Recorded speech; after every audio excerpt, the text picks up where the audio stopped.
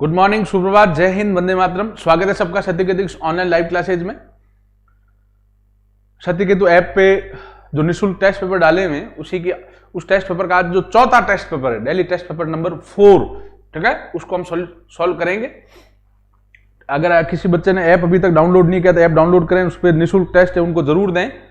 चलिए, पहला सवाल है आज की क्लास का। 1 से 100 तक की संख्याओं में अभाज्य संख्याएं कितनी है?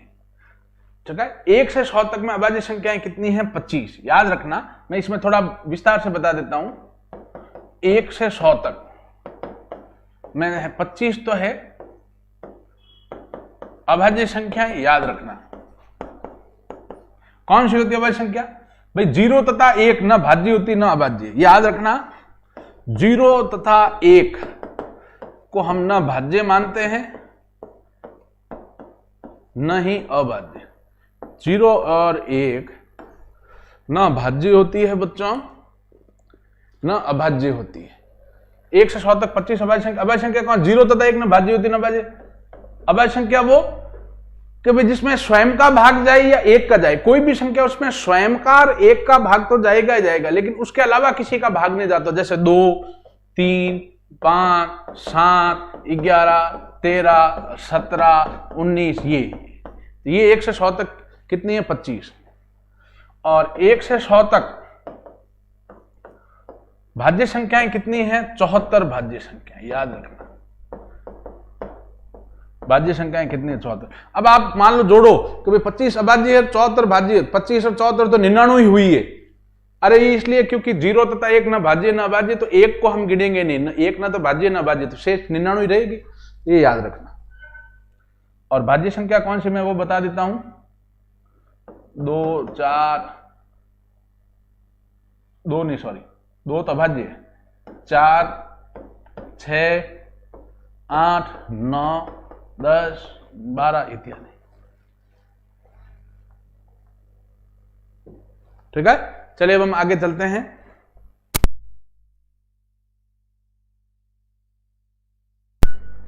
चलिए अगला सवाल।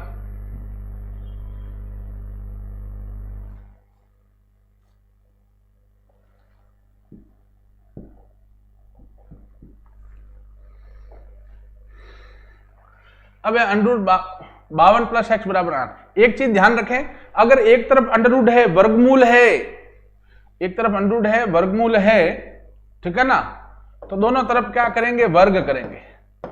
दोनों तरफ वर्ग करने पर, दोनों तरफ वर्ग क्यों करते हैं? क्योंकि अगर कोई वर्ग अंडररूट में कोई संख्या उसका वर्ग कर दोगे, अंडररूट में कोई संख्या उसका वर्ग करोगे तो वर्ग वर्गमूल दोनों कट जाते हैं, अंदर वाली संख्या प्राप्त हो जाती है। जैसे ये, तो ये हो गया अंडररूट 52 प्लस एक्स का स्क्वायर बराबर 8 का स्क्वायर। वर्ग वर्गमूल दोनों कट गए, 52 प्लस एक्स बराबर 8 का स्क्वायर 64। एक्स बराबर 64 माइनस 52, कितना आ गया? 12। आप एक्स का मान निकालने वाला हमेशा ऑप्शन से भी कर सकते हैं।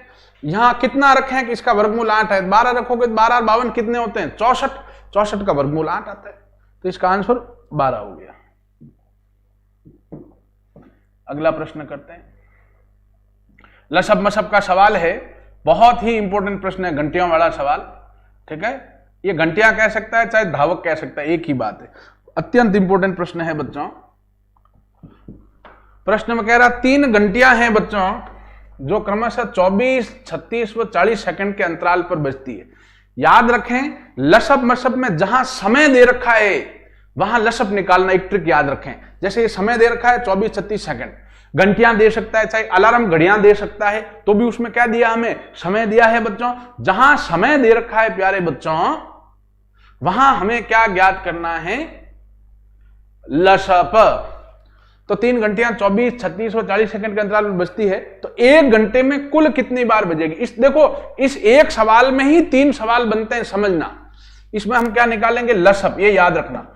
जिसमें समय दे रखा उसमें लसप निकालते हैं, घंटियां या घड़ियां उसमें लसप निकालते हैं, ये रट लें। समय जिसमें दे रखा उसमें लसप निकाल दिया तीनों का, 24, 36 और 40। लसप निकालने की हम संक्षिप्त विधि काम में लेंगे।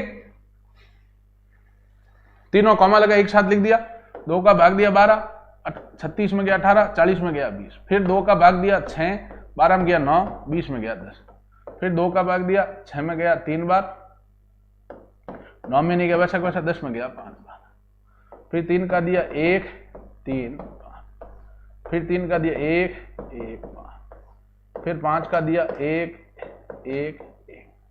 अब इनका लसअप कितना आएगा बच्चों? 2 into 2 into 2 into 3 into 3 into 5, 8 से 24 24 72 72 इंटू 5 360 360 सेकंड। तो अगर इतना ही सवाल पूछता कि भैया तीनों कितने समय बाद पुनः बजेगी, ठीक है ना, तो उत्तर होता 360 सेकंड। लेकिन हमें 1 घंटे का पूछा है, कई बार इतना ही पूछता है तो वापस कितने समय बाद बजेगी, तो आंसर हम कितना दे देते 360, ठीक है। लेकिन हमें पूछा 1 घंटे में कुल कितना, तो 360 सेकंड। इसको मिनट में बदलने के लिए किसका भाग देंगे? 60 का। भाई 1 मिनट में कितने सेकंड होते हैं? 60 सेकंड। ये 360 सेकंड है, मिनट बदलना, 60 का भाग दिया 0 0 गया, 36 में 6 का भाग गया 6 मिनट, अर्थात 6 मिनट में ये वापस बजेगी, हर 6 मिनट पे ये बजती है। तो कई बार तो इतना ही पूछ लेगा 360 सेकंड या 6 मिनट ऑप्शन दे सकता है, इतना ही पूछ के। कई बार अब जैसे इसमें क्या पूछा 1 घंटे में, इसमें भी आप समझना 1 घंटे में, ठीक है ना, 1 घंटे में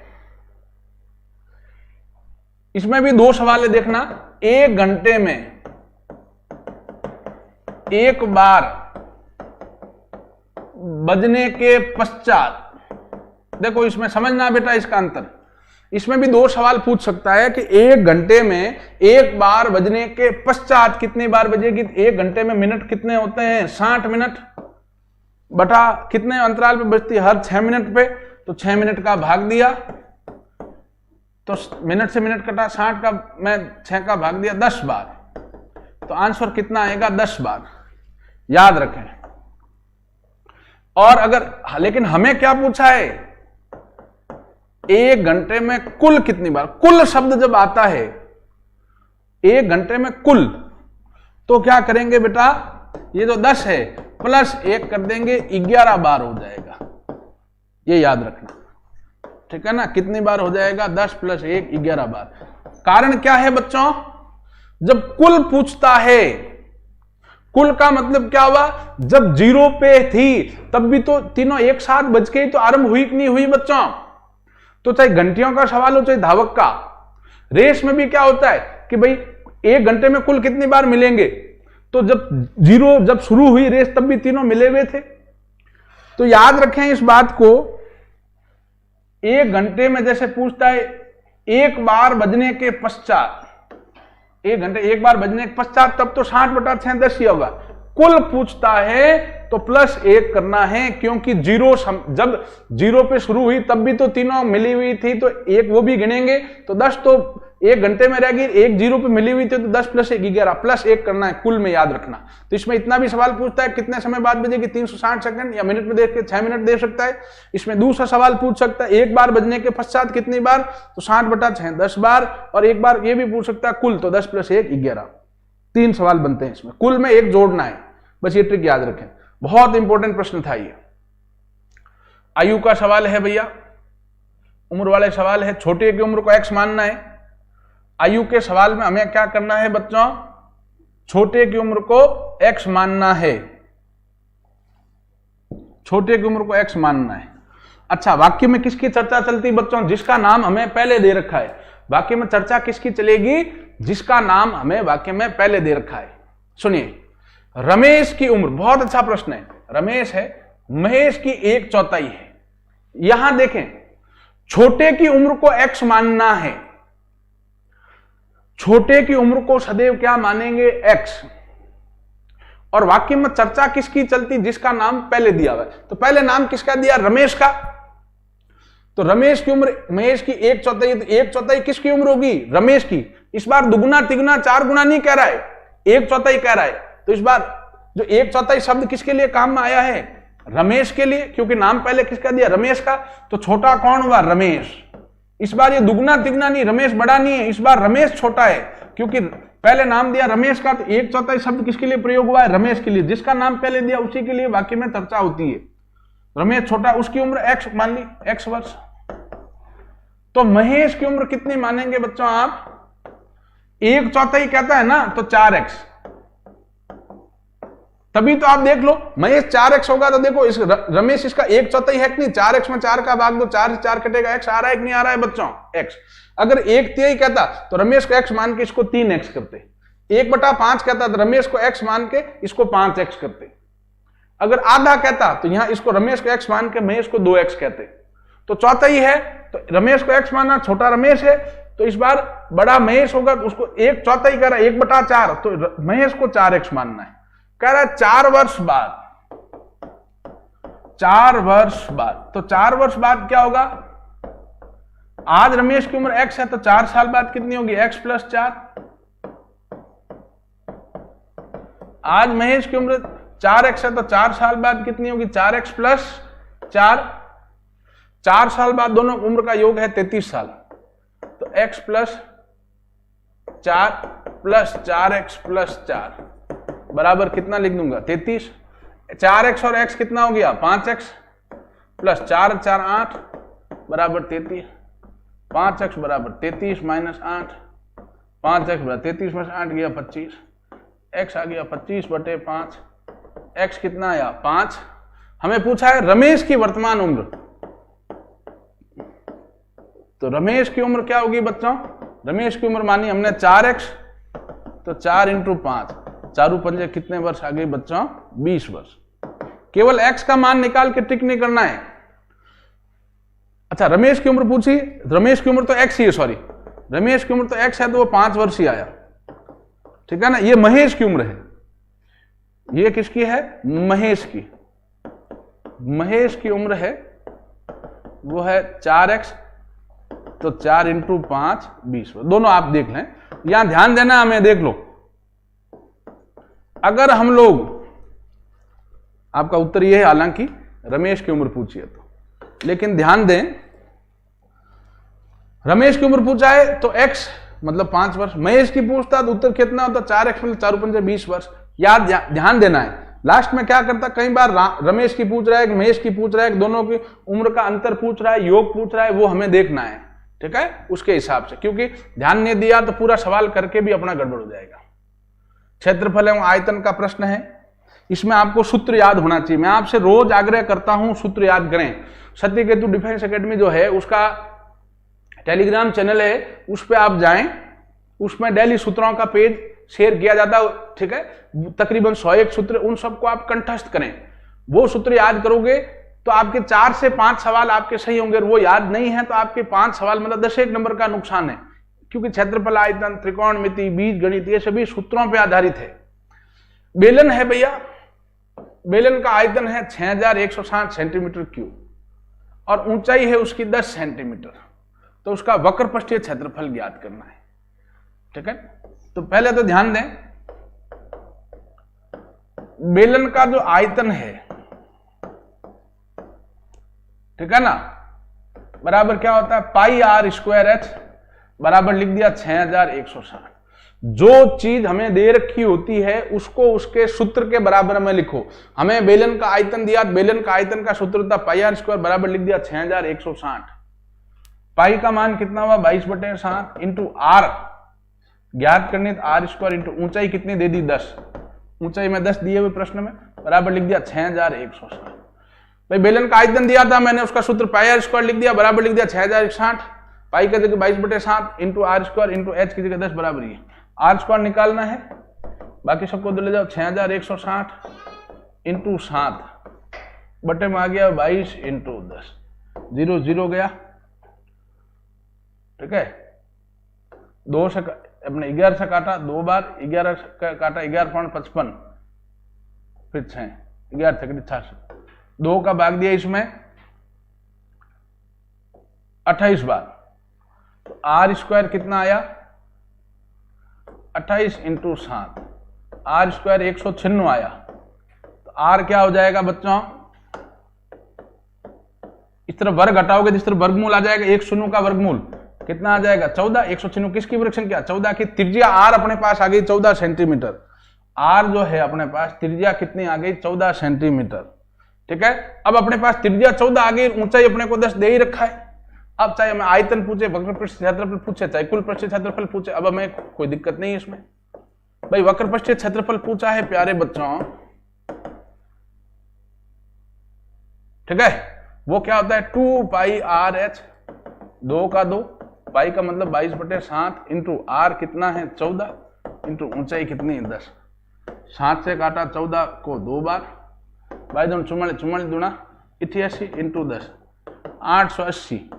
क्षेत्रफल है तो वर्ग सेमी लिखोगे इकाई या सेंटीमीटर स्क्वायर अगर इंग्लिश में लिखेंगे, ये आपका आंसर है, ठीक है। तो सूत्र याद होने चाहिए, बहुत बढ़िया सवाल है। जो चीज दे रखी होती है उसको उसके सूत्र के बराबर में लिखो। इसमें x का मान पूछा है, आसान लेकिन अच्छा सवाल है ज्योमेट्री का।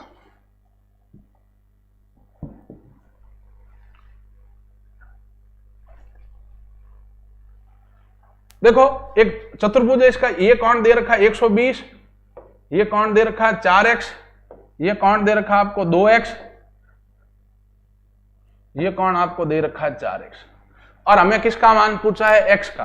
तो याद रखें त्रिभुज के तीनों कोणों के योग 180 होता है, चतुर्भुज के चारों कोणों के योग 360, तो 120 plus 4x plus 4x plus 2x बराबर कितना लिख देंगे 360, क्योंकि चतुर्भुज के चारों कोणों के योग कितना होता है 360, जोड़ दिया 120, 4x और 4x 8x, 8x और 2x 10x बराबर लिख दिया 360, 8x बराबर 360 माइनस 120, 8x बराबर घटाया 240, x आ गया 240 बटा में 8 आ गया, x आ गया 30 डिग्री।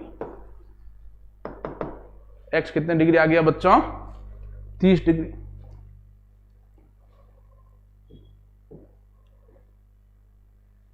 चलिए औसत चाल का सवाल है, ये मैंने पहले भी बताया है कई बार, याद रखें बहुत इंपॉर्टेंट प्रश्न है। एक शब्द जब आता है औसत चाल, तो इसकी मैंने एक ट्रिक बता रखी 2xy upon x plus Y. याद रखना औसत चाल जो है बच्चों उसका सूत्र क्या होता है प्यारे बच्चों 2xy upon x plus Y. औसत चाल का सूत्र क्या है 2xy upon x plus Y, ठीक है। कह रहा है जयपुर से जोधपुर की दूरी 300 किलोमीटर है, ये केवल कंफ्यूज करने के लिए दे रहा है, इस दूरी का हमें कोई मतलब नहीं। अच्छा हमें प्रथम दृष्टया क्या लगता है जाते समय 80 की स्पीड है, आते समय 20 की स्पीड है, तो इसका औसत क्या होगा। औसत पूछ रहा है तो हम क्या करते हैं राशियों बटा राशियों की संख्या, तो भैया 80 प्लस 20 100 बटा 2, 100 बटा 2 50, 80 और 20 का औसत कितना आता है 50। हमें लगता है कि औसत चाल 50 है, ऐसा नहीं है, इतना आसान सवाल थोड़ी देगा। हमेशा औसत चाल अलग होती है, दोनों का औसत नहीं निकालना सीधा, सीधी ये ट्रिक है। तो 2 इंटू एक्स की जगह 80 इंटू वाई की जगह 20 बटा 80 प्लस 20, 2 इंटू 80 इंटू 20 बटा 80 प्लस 20 हो गया 100, 0 0 0 0, 8 दूनी 16,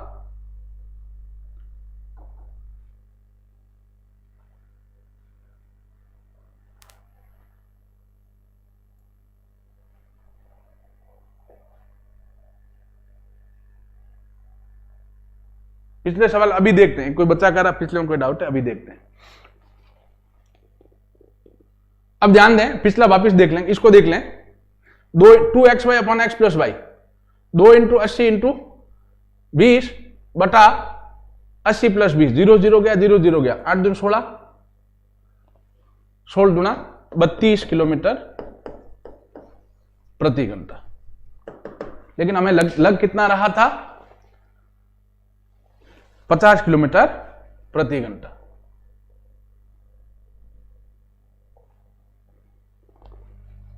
अच्छा पिछले सवाल में क्या कह रहे हैं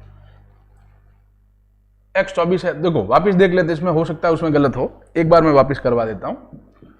बच्चा कह रहा आंसर 24 हो सकता है 120 plus 4x plus 4x plus 2x बराबर 360, तो 120 प्लस 4x और 4x 8x, 8x और 2 कितना हो गया 10x बराबर 360, तो 10x बराबर, अच्छा यहां आपने 10x लेना था, बिल्कुल सही जवाब है, बिल्कुल ठीक है। यहां हमने जल्दबाजी में क्या किया 4 4 8 और 2 10 होना था, लेकिन हमने कितना ले लिया 8x। यहां ये देखो ध्यान दें, है ना, जल्दबाजी में गड़बड़ होगी।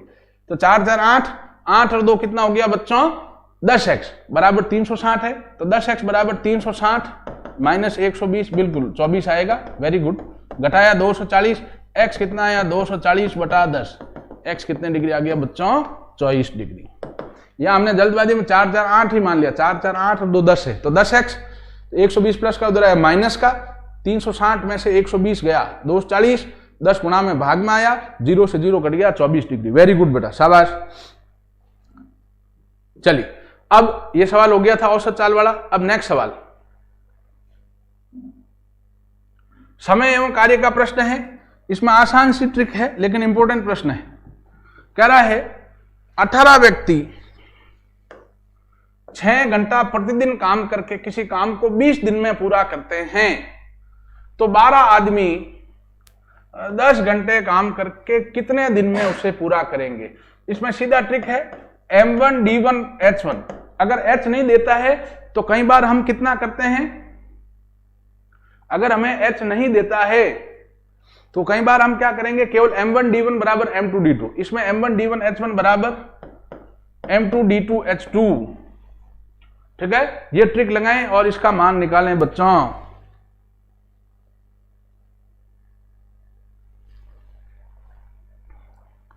ठीक है, m1 d1 h1 बराबर m2 d2 h2। m1 आदमी कितने हैं 18, m यानी मैन मनुष्य मान लो, d यानी दिन डे मान लो, h यानी आवर्स घंटे। 18 व्यक्ति, दिन कितने हैं 20, घंटे कितने हैं 6 बराबर m2 आदमी कितने हैं 12 इंटू दिन ज्ञात करना है x इंटू घंटे है 10। x का मान निकालना, ले जाओ सबको उधर, 18 इंटू 20 इंटू 6 बटे में आ गया 12 इंटू 10। इधर केवल x रहेगा, 0 से 0 गया, 6 से काटा 12 को 2 बार, 2 से 2 कट गया। कितने दिन लगेंगे बच्चों 18 दिन। तो ये याद रखें m1 d1 h1 बराबर m2 d2 h2। Very good, कई बच्चों ने आंसर दिया है, शाबाश। और कई बार m1 d1 बराबर m2 d2 ही होता है। अब ये है जनसंख्या वाला सवाल। याद रखें इस टाइप का जो सवाल है, एक तो जनसंख्या, मैं फिर बता रहा हूं, जनसंख्या वाला सवाल है उसको चक्रवृद्धि ब्याज मानना है। जनसंख्या वाले सवाल को क्या मानना है, चक्रवृद्धि ब्याज का सवाल मानना है, ये याद रखें।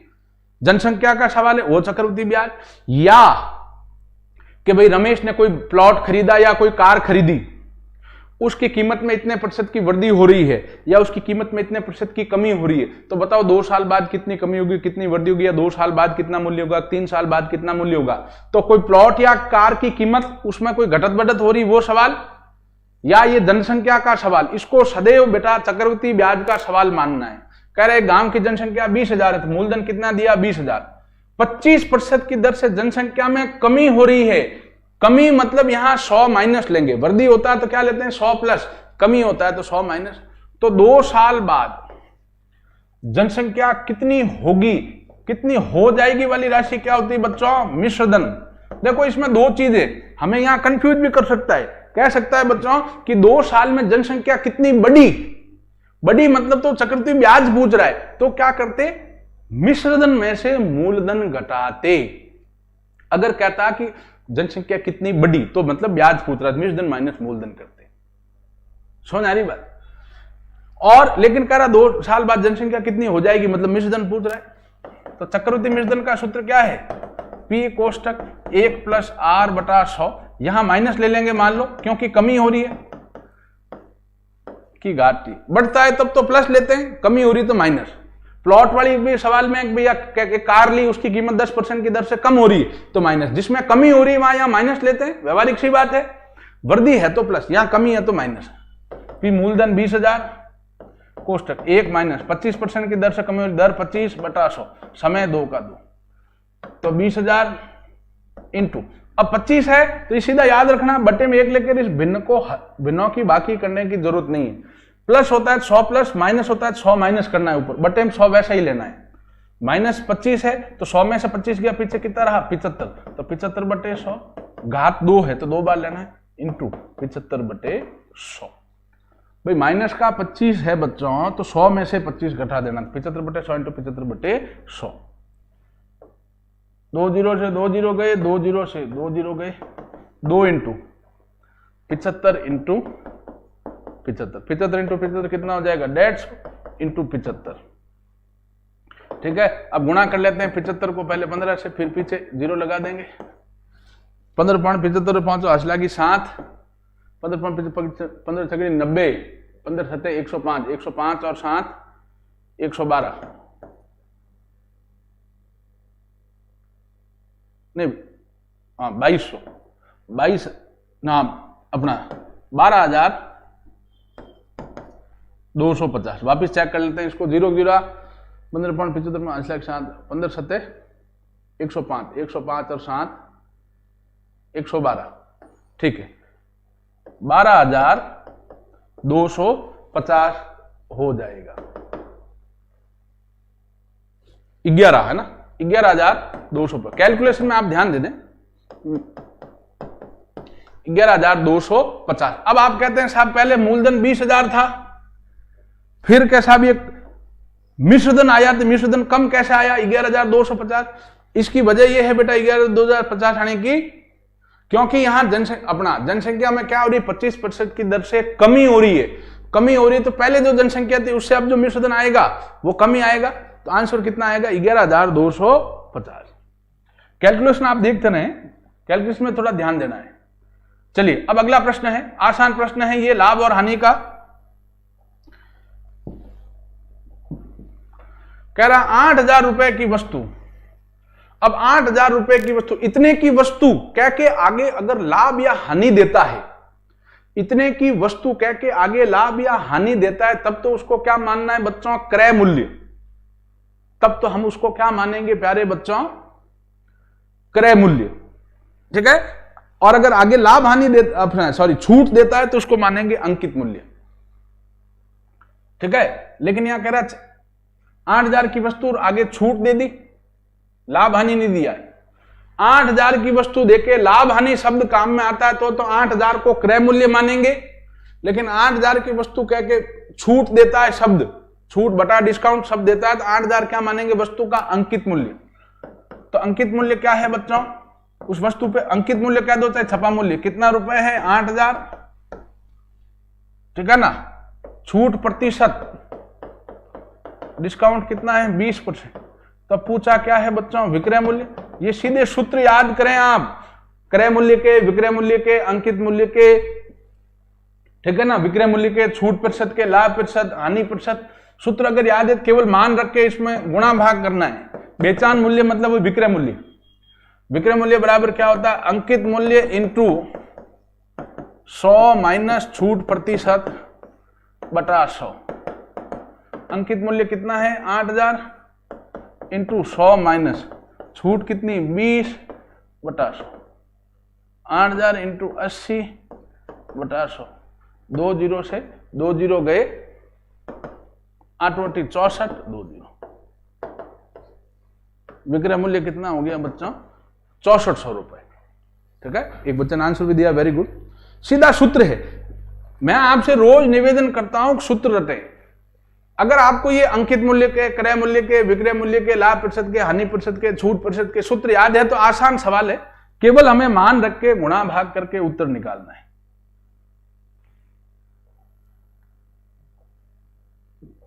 चलिए नेक्स्ट चलते हैं। देखो ये प्रतिशत का सवाल है और यूं कहें तो क्षेत्रफल आयतन का भी सवाल है। इसमें ट्रिक याद रखें, आसान सवाल है, ट्रिक बिल्कुल आसान है इसकी, लेकिन बहुत इंपॉर्टेंट प्रश्न है ये। कह रहा है वर्ग है, वर्ग की भुजा में 30% की कमी करने पर, वर्ग की भुजा में 30% की कमी करने पर क्षेत्रफल में कितने प्रतिशत की कमी होगी, क्षेत्रफल में कितने प्रतिशत की कमी होगी पूछ रहा है। ठीक है भाई सुनो, वर्ग जो है, वर्ग का क्षेत्रफल क्या होता है, भुजा इंटू भुजा या भुजा स्क्वायर ए स्क्वायर होता है बच्चों। वर्ग का क्षेत्रफल क्या होता है, अगर भुजा ए है तो भुजा इंटू भुजा या भुजा स्क्वायर होता है। तो इसमें ट्रिक याद रखें बच्चों, 100 मानना है। 100 कमी हो रही तो 100 माइनस, तो भुजा क्या, भुजा स्क्वायर है, भुजा इंटू भुजा, तो 100 माइनस 30, 100 इंटू 100 माइनस 30 बटे में 100 लेके माइनस 100 कर दो।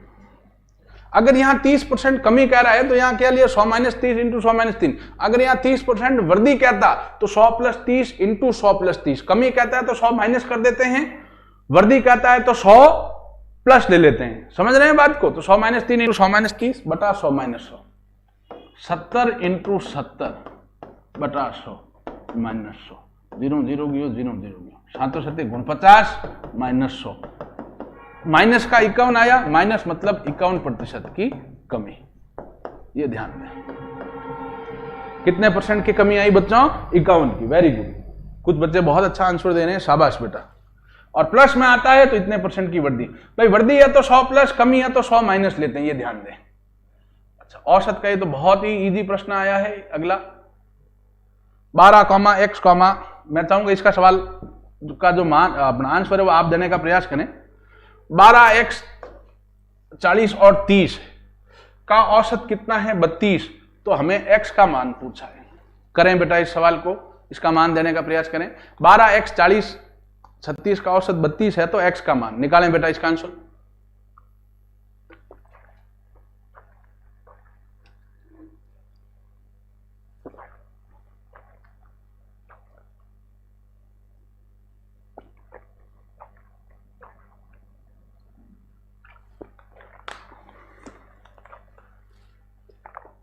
बोर्ड पे ध्यान दें, करते हैं इसको। भैया औसत का सूत्र क्या होता है? और राशियों का योग बटे राशियों की संख्या। ठीक है। औसत कितना दे रखा? 32। औसत 32 लिख दिया, बराबर राशियों का योग तो 12 + x + 40 + 36। बेटा राशियों की संख्या कितनी हो गई? 4। 32 बराबर हो गया, जोड़ दिया 12 36 जोड़ 48, 48 + 40 88, 88 + x बटा 4। 4 भाग में गुणा लेके गए, 32 × 4 बराबर 88 × x। 32 को 4 से गुणा किया 8, 4 3 12 128 बराबर 88 प्लस 88 + x। अब 88 प्लस का उधर ले जाओ माइनस का, 128 - 88 बराबर x। x कितना आ गया भैया? 40। तो ध्यान दें, सीधा सूत्र है ये, आसान लेकिन बहुत इंपॉर्टेंट प्रश्न है। x के मान वाला सवाल अक्सर आता है। औसत का सूत्र क्या? राशियों बटे राशियों की संख्या। औसत कितना? 32। औसत की जगह 32 लिख दिया। राशियों का योग तो 12 + x + 40 + 36 बटा राशियों की संख्या कितनी? 4। अब जोड़ दिया संख्याओं को, 88 + x बटा 4। 4 भाग में गुणा चला गया, 32 × 8, 32 × 4 128 बराबर 28 + 88 + x। 88 प्लस का उधर गया माइनस का, घटाया 40। x कितना आ गया बच्चों? आपके 40। ठीक है। चलिए अब हम आगे चलते हैं। अगला प्रश्न है, ये दशमलव की संख्या है, इसका पॉइंट हटाना बेटा। तो पॉइंट हटाना बिल्कुल आसान है, हम सभी जानते हैं। पॉइंट हटाने की एवज में 1 लेते हैं। ऊपर पॉइंट हटाते हैं तो नीचे 1 लेते हैं, और अगर नीचे पॉइंट हटाते हैं तो ऊपर 1 लेते हैं। और पॉइंट के बाद जितने अंक है उतने उस 1 के आगे क्या लगाते हैं? 0। भैया 0.012 है। ऊपर पॉइंट हटाया, नीचे 1 आया। पॉइंट के बाद 3 अंक है, 3 0 आए। क्या रह गया? पॉइंट हटने के बाद आगे 0 का कोई मतलब नहीं। 12/1000। 2 से काट दिया 6/500। 2 से काट दिया 3/250। ये आंसर आपका।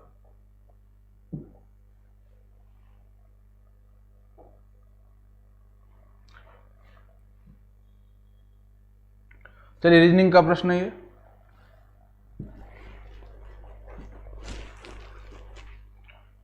F कितने नंबर है? 6 नंबर। I 9, M 13, R 16।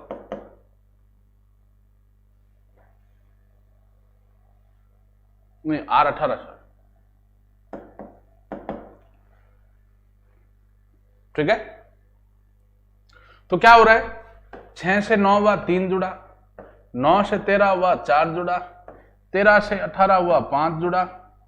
तब कितना जुड़ेगा? 6। 18 में 6 जुड़ेगा 24। 24 मतलब क्या ले लेंगे आप? x। ये आंसर है आपका। इसका आंसर क्या आ जाएगा? x।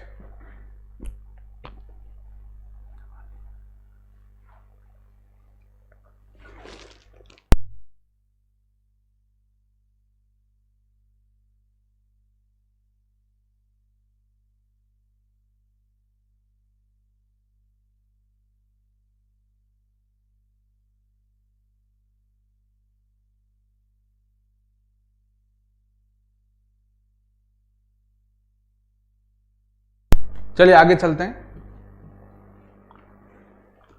अगला प्रश्न है बच्चों,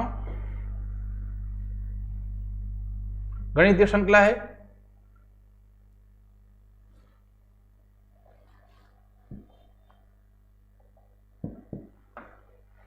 सात, फिर 13, फिर 25, फिर 49, फिर 97। देखें इसमें एक चीज तो ये कर रहा है, हो सकता है गणित श्रृंखला में एक से ज्यादा चीज भी जुड़ जाए। दुगना करके एक कम कर रहा है, 7 दूनी 14, 14 माइनस 1 13, 13 दूना 26, 26 माइनस 1 25, 25 दूना 50, 50 माइनस 1 49, 49 इंटू 2 98 माइनस 1 97। तो क्या हो जाएगा? 97 को 2 से गुणा करोगे 1 घटाएंगे, 7 दूनी 14, चौका असलागी 1, 18 19, 194 माइनस 1। उत्तर कितना आ गया? 193। ठीक है।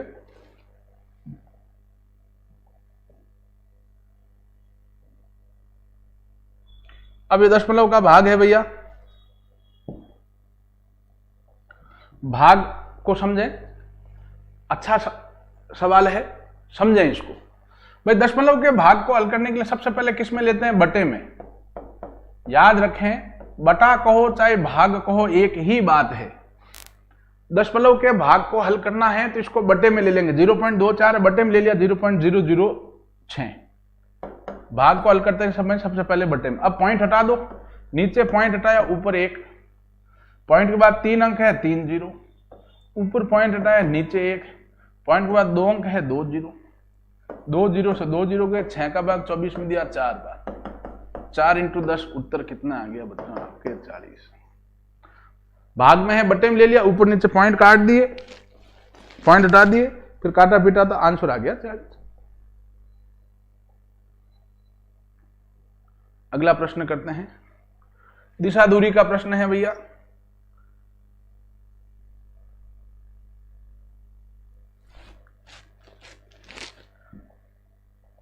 प्रश्न कह रहा है, वरुण ने बिंदु P से उत्तर की ओर चलना आरंभ किया। बिंदु P है, वहां से उत्तर की ओर चलना आरंभ किया। सबसे पहले दिशा सूचक बना लेते हैं। उत्तर, दक्षिण, पूर्व और पश्चिम। वरुण ने बिंदु P, मान लो बिंदु P है, यहां से चलना आरंभ किया। बिंदु P से उत्तर की ओर चलना आरंभ किया और 30 मीटर चला। मान लो यहां आ गया, ये 30 मीटर चला। फिर बाईं ओर घूमकर, बायां मतलब लेफ्ट हैंड साइड, दावे हाथ, घूमकर 40 चला, यहां आ गया और बिंदु Q तक पहुंचा। ये बिंदु Q है। तो Q से P की ये दूरी पूछ रहा है हमें और उसकी दिशा पूछ रहा है। बिंदु Q से P बिंदु की दूरी और दिशा। यहां एक चीज ध्यान देना, सुनना, ये नहीं पूछ रहा है कि P से Q। देखो इसमें दोनों में अंतर है। P से Q में दिशा कौन सी होगी बच्चों? P से आरंभिक स्थान P है, P से Q की दिशा कौन सी होगी बच्चों? देखना, P से अगर Q को देखेंगे तो ये दिशा उत्तर और पश्चिम के बीच की है, तो दिशा होगी उत्तर पश्चिम। लेकिन हमें क्या पूछा है? Q से P की दिशा। देखो अंतर समझना, Q से, तो Q से P की दिशा कौन सी होगी? ये वाली। ये कौन सी है? दक्षिण और पूर्व के बीच की ये दिशा, तो दक्षिण पूर्व। इन दोनों का अंतर आप समझें बेटा, ध्यान देना इसका, ये चीज आप ध्यान दें, है ना भाई। अगर पूछता है हमें, सामान्यतः इधर से पूछता है, आरंभिक स्थान से या बिंदु P से Q किस दिशा में है, तो वो इस दिशा में, मतलब उत्तर और पश्चिम के बीच में, उत्तर पश्चिम। लेकिन हमें यहां क्या पूछा है? Q बिंदु से P बिंदु की दूरी और दिशा। Q बिंदु से अगर हम P बिंदु की तरफ देखेंगे तो ये किस दिशा में है बच्चों, दक्षिण पूर्व, ये ध्यान दें। अब पूछ रहा है दिशा अपना दूरी कितनी है, ये क्या बन रहा है बच्चों, एक समकोण त्रिभुज बन रहा है, सीधा बना लो इसको। आधार इसका 40 है, लंब इसका कितना है 30। समकोण त्रिभुज में पाइथागोरस प्रमेय क्या है बच्चों, कर्ण का स्क्वायर बराबर क्या होता है, कर्ण स्क्वायर बराबर क्या होता है, लंब स्क्वायर प्लस आधार स्क्वायर। इसका आपका आंसर ये होगा, Q से P पूछा है ना, ये कर्ण स्क्वायर बराबर लंब स्क्वायर प्लस आधार स्क्वायर, ये होता है भैया। पाइथागोरस प्रमेय ले ली तो कर्ण ज्ञात करना है, तो कर्ण स्क्वायर बराबर लंब कितना है 30 का स्क्वायर, आधार कितना है 40 का स्क्वायर, कर्ण स्क्वायर बराबर 900 प्लस 1600, कर्ण स्क्वायर बराबर 2500, तो कर्ण कितना आ गया 2500 का वर्गमूल, कर्ण आ गया 50 मीटर। कर्ण कितने मीटर आ गया बच्चों, 50 मीटर। चलिए अब हम आगे चलते हैं। 19वां प्रश्न, ये तो गुणा हो गया सीधा ही, सिंपल सही। प्रथम दोनों संख्याओं गुणा करने से तीसरी संख्या प्राप्त हो रही। वे चारू पंजे 20, 8 चौक 32, तो 7 नम कितना हो जाएगा 63। ठीक है, चलिए लास्ट सवाल। इसके बाद गणित अपना नॉन वर्बल का सवाल है, चित्रों की अपना श्रृंखला चल रही है। आसान प्रश्न है भैया, बिल्कुल ही फर्जी सवाल है। यहां हेक्सागोनल, ये षटभुज 6 भुजाएं हैं, ये पंचभुज पेंटागोनल 5 भुज, ये 4 भुज, अब भुजा कितनी होगी 3, 3 मतलब कौन सा होगा त्रिभुज। ठीक है, चलिए इन सवालों को हल करें, सूत्रों को रटें और ऐप पे टेस्टों को दें आप। ठीक है, और जो पैनल पे PDF भेजते हैं उनको भी आप देख के उनकी मदद से आप हल करें। ठीक है, धन्यवाद बच्चों। कल आगे हम 5वां जो टेस्ट पेपर है उसका सॉल्यूशन करेंगे।